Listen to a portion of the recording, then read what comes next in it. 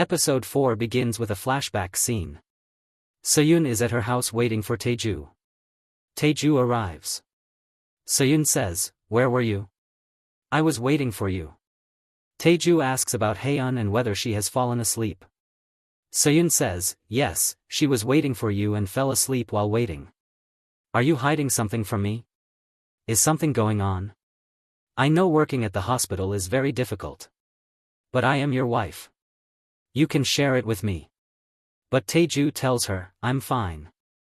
We return to the present scene where Tae Ju gets out of the car and starts running. The police are chasing him. Tae Ju enters a building and is about to jump down. However, Do-sik is right behind him and says, "Don't do it." But Tae Ju does not listen to him. Do-sik calls for backup. Meanwhile, Mani is standing in front of the police station and notices more police cars leaving. Just then, he looks at the live camera feed and sees Soyun breaking the door. He immediately drives away. A police officer appears in front of Tae Ju and tries to stop him. A fight breaks out between them. Tae Ju accidentally knocks the officer down. He then goes over to him and notices that the officer is not moving. He realizes what has happened. He gives him primary treatment and calls an ambulance, informing them that there is a patient there and they need to come quickly. After that, Tae Ju runs away. However, before leaving, he takes the police officer's gun. In the next scene, an ambulance arrives and takes the injured police officer away. The officer tells Do-sik that Tae Ju took his gun. Do-sik asks the doctor if he will survive. The doctor nods and says that if he had not received primary treatment, they probably would not have been able to save him. Then we see Tae Ju using the metro. He arrives at the location where Soo-young told him to come. Soo-young is standing there and says, "You really came?" Tae Ju asks, "Where is my wife?" Soo-young tells him, "Come with me." He takes him into a room. Tae Ju looks around and sees many photographs. Among them, he notices pictures of himself and his wife. He points a gun at Soo-young and says, "Are you working with the kidnapper too? Where is my wife?" Soo-young asks him, "Have you ever killed someone?" He shows him a picture of his wife and says, "Say hello to her. She was kidnapped 6 years ago." Tae Ju has an injection with him. He places it on Soo-young's neck and says, "I care about my wife." Soo-young says, "We can catch the kidnapper. I will use you as bait." On the other side, we see Soyun repeatedly hitting the door until it finally breaks. She comes outside and wants to help Seokja. She notices the key nearby and is about to open the door. But Seokja tells her, "Run away. He will be here soon." Just then, they see that Mani has already arrived. Mani hits Soyun and locks her back inside. Tae Ju asks Soo-young how he knows about him. Soo-young tells him everything that happened 6 years ago when his wife was kidnapped. He says, "I was at the police station. The kidnapper called me, but it was my wife's phone. He told me what to do. He demanded 3 million and told me to bring it there. He said my wife would be with me in 10 minutes and warned me not to tell the police." Soo-young did exactly what he was told, but his wife never returned. Later, the kidnapper demanded 30 million, then 100 million. But he still never got his wife back.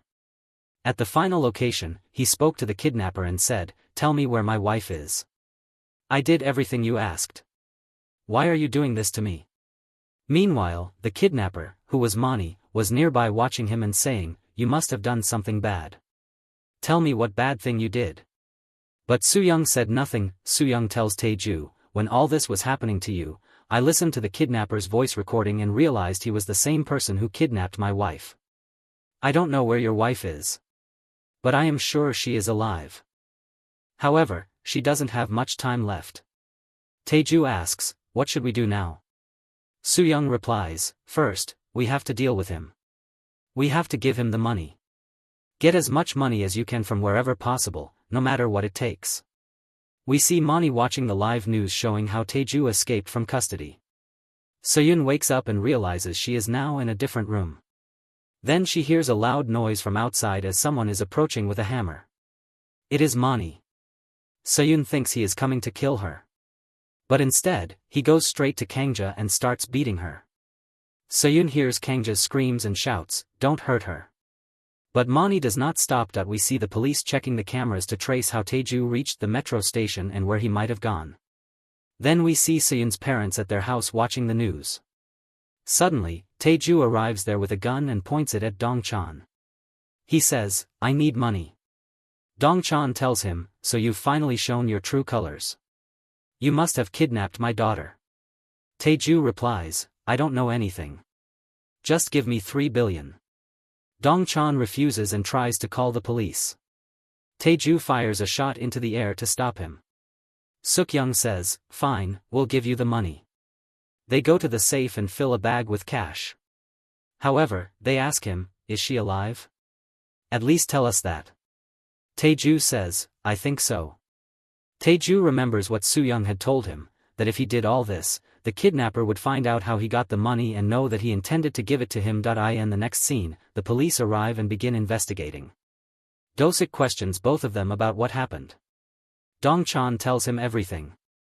Suk-young also says that when they asked Tae Ju if their daughter was alive, he replied that she probably was. Hearing this, Do-sik starts thinking that we see Mani at a grocery store watching the same news about how Tae Ju went to his in-laws' house, stole the money, and even fired a gun there. After seeing this, Mani starts laughing. Then we move to the hospital where Choi and Manji are also watching the news. In the next scene, Tae Ju arrives at the NFS office. He remembers what Soo-young told him to do. Soo-young had given him a document containing a case number and said they needed to retrieve all the evidence related to that case and that Tae Ju would do it. Tae Ju arrives there. Although there are police officers nearby, he somehow gets inside.